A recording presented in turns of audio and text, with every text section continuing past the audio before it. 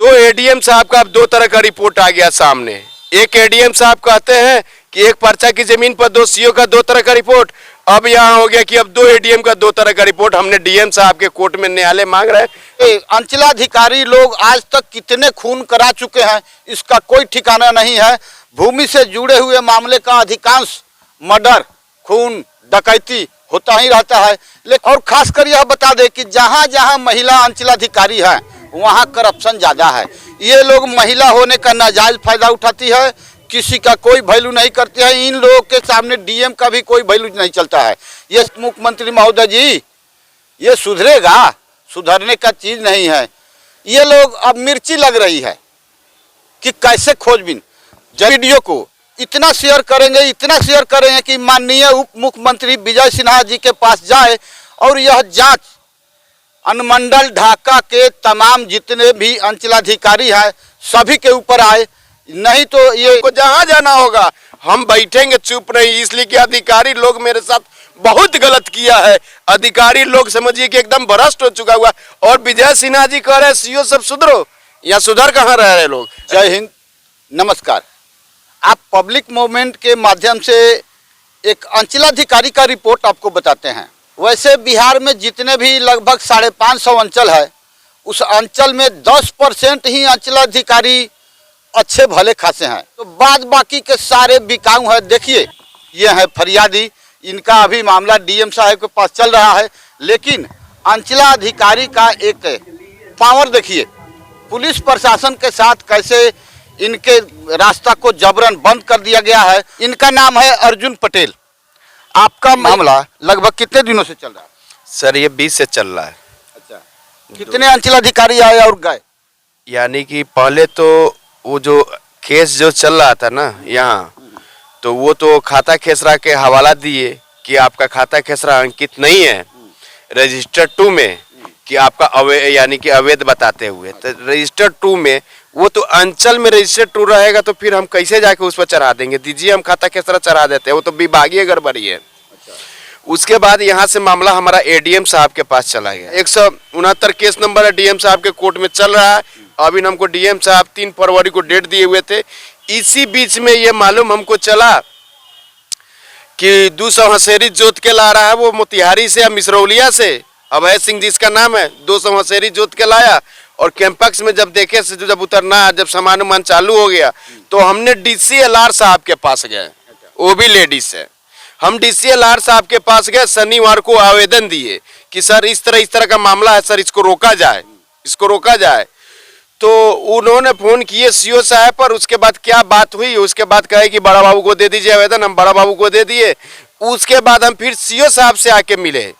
हम कहे सर कैसे होगा सर, ये जो दस्तावेज नंबर हम जांच करने के लिए दिए थे, जो एडीएम साहब के कोर्ट में दिया गया है, दस्तावेज नंबर 12 का जिक्र किया गया है, वो तो फर्जी है, उसका जांच कीजिए। तो 16 तारीख को हम लेटर दिए हुआ है, लेकिन अभी तक कहीं से कोई रिपोर्ट हमको नहीं मिला। और ये शनिवार को हम कह के हम आए, और संडे को ये सीओ साहब आके जबरन कहते हैं कि ये 536 है, ये 536 है।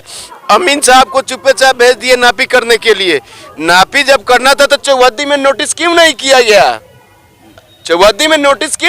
गया? ये अंचल अधिकारी पूरा भ्रष्ट है, ये पैसा का पुजारी लोग बने हुए हैं। यही लोग की वजह से अगर उस दिन दिमाग से, सूझबूझ से हम काम नहीं करते, तो उस दिन वो समझिए कि वहाँ महाभारत, वहाँ कुछ भी हो सकता था।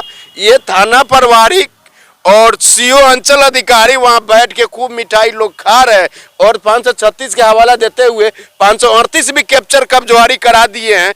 जो मेरा जमीन है वो भी कब्जवारी करा दिए हैं। तो डीएम साहब से बड़ा हो गए हैं सीओ साहब, जो कह रहे हैं, वहाँ भी कह रहे थे सीओ साहब कि डीएम साहब का निर्देश जो होगा वो हम मानेंगे। यानी कि डीएम साहब से बड़े हो गए सीओ साहब।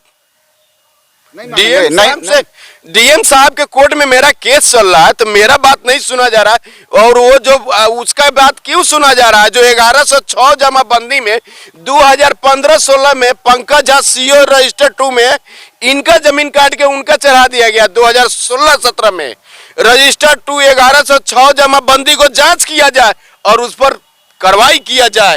नहीं तो इसके लिए मुझे हाई कोर्ट हमको जानता हम रातों रात दीवार खड़ा करवा दे रहे हैं, रातों रात बिल्डिंग खड़ा हो जा रहा है, लेकिन 1106 जमाबंदी में मेरा जमीन, मेरा पर्चा का जमीन काट के 1106 जमाबंदी में जोड़ा गया है, उसकी जांच कराइए, रजिस्टर 2 का जांच कराइए। यही खूना खतरी का नमूत हो जाता है।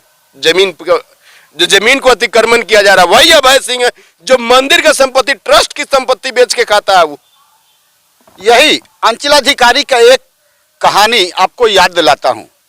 8 जनवरी 2024 गांव विक्रमपुर, अंचल ढाका। इस भ्रष्ट महिला अंचलाधिकारी को वहां की जनता भ्रष्टाचार के विरुद्ध इस तरह से पिटाई की थी। खासकर उस भ्रष्ट अंचलाधिकारी ने जितने भी प्रशासनिक पदाधिकारी को ले गई थी अपने साथ, उन्हें भी मार खाने पर विवश की थी। ये अंचलाधिकारी पूरे बिहार के जितने भी हैं लगभग 5 से 10% को छोड़कर ये सभी भ्रष्ट नहीं, कुकृत्य करने वाले हैं। रजिस्टर 2 1106 जमाबंदी में अच्छा। 2015-16 में इसको चढ़ाया गया है। अच्छा। ये रजिस्टर 2 में पंकज झा CEO ये चढ़ा है 2015-16 में। ये पर्चा का जमीन वो 1429 और 1430 जो एक मुस्मात है रजनी देवी, उसका भी जमीन वो अतिक्रमण किए हुआ है। 1 कटा 18 दूर, वो दोनों पर्चा मिलाकर 1 कटा 18 दूर हो रहा है। जो वो अभय सिंह 1100 यानी कि 15-16 में 1106 जमाबंदी में 2015-16 में अपने नाम पर यह चढ़वा लिया है। इसी को डिटो मानते हैं और 2 न्याय मांग रहे हैं, लेकिन अभी हमको न्याय मिला नहीं है। कब तक न्याय मिलेगा? न्याय तो नहीं मिला। उस भूमि पर रविवार के दिन क्या हुआ था? रविवार के दिन मैं जब आया तो 200 आदमी आया था सिरौलिया और मोतिहारी से। अच्छा। उसके कैंपैक्स में कैमरा लगा हुआ है, मेरे पास भी वीडियो में। ढाका में कोई विवाद होगा तो ढाका का लोग तमाशा देखने जाएगा ना। वो मिसरौलिया का और मोतिहारी का आदमी हसेरी जोत के यहाँ क्या करने आया था? हम लोग को मारने आया था कि आज कर लेंगे, मारेंगे पीटेंगे, साले को आज कब्जा करेंगे जमीन। वो जमीन 538 जो है, जो 538 मेरा अंदर कैंपस में उस दिन अंचल अधिकारी बाउंड्री करा दिए, जो मुझे नगर पंचायत से मुझे इंदिरा आवास भी पास हो चुका हुआ है। वो बार बार बंदूक का धमकी देते हैं कि निकालो बंदूक, इस को शूट करो। कौन? अभय सिंह। अच्छा। बार बार कहते हैं कि हम इस सबको जमीन ले लेगा, कहाँ जहाँ जाना होगा जाएगा। ये जब मेरा जमीन नहीं है तो फिर ये कर्जपालक साहब, ढाका कर्जपालक साहब मेरा इंदिरा आवास कैसे पास कर दिए? वो जमीन अंदर कैप्चर में है और उस दिन अतिक्रमण करवाया है CEO साहब, ढाका CEO साहब, वर्तमान जो CEO साहब है। यदि वर्तमान अंचलाधिकारी का जांच नहीं कराया गया तो ये बंदूक की गोली चलेगी और खून तो होगा। अब मर्डर कितने होंगे, ये लोग कितने खून कराएंगे, कोई ठीक ठिकाना नहीं है।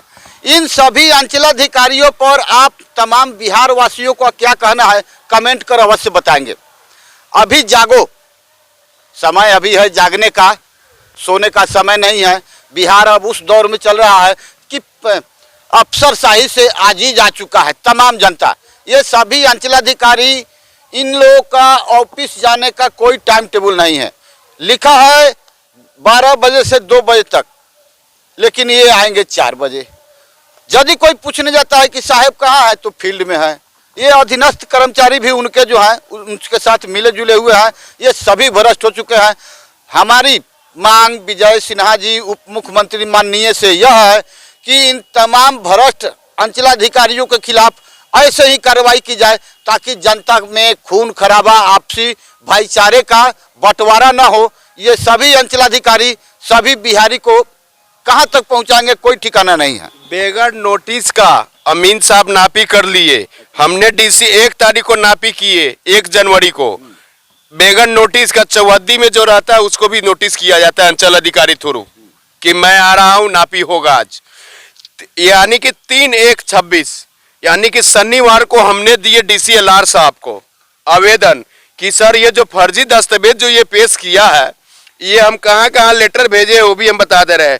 गृह मंत्री बिहार सरकार, भूमि सुधार मंत्री बिहार सरकार, गृह सचिव बिहार सरकार, तिरहुत मुजफ्फरपुर, कमिश्नर साहब के पास, जिला अधिकारी भी हम आवेदन दिए हैं, अपर समर्था यहाँ भी हम लेटर दिए हैं, अनुमंडल पदाधिकारी यहाँ भी दिए हैं लेटर, और अंचल अधिकारी को भी हम लेटर दिए हैं। ये लेटर गया 16/12/25 लेकिन इस पर अभी कोई कार्रवाई नहीं हुआ। इसमें साफ साफ लिखा हुआ है कि रजिस्टर 2 में छेड़छाड़ किया गया अंचल अधिकारी के थ्रू। इस पर कुछ भी हो सकता है। ये मामला 1 दूर का नहीं है, 1 कट्ठा 18 दूर का है। 2 कट्ठा जमीन किसी गरीब का आप हड़प लीजिएगा, क्या होगा उससे? यहाँ कोई भी जिएगा 100 साल जिएगा, उससे बेसी कोई नहीं जिएगा। गरीब का जमीन दे दीजिए। हम सरकार से यही मांग करेंगे कि उस अतिक्रमण को मुक्त कराया जाए ताकि इस गरीब को न्याय मिले। आपसे यही आग्रह है कि पुनः कह रहे हैं कि इसे इतना शेयर करें ताकि यह उप मुख्यमंत्री महोदय तक पहुंच जाए और लोगों का, इस बिहार वासियों का कल्याण हो से छुटकारा पा सके।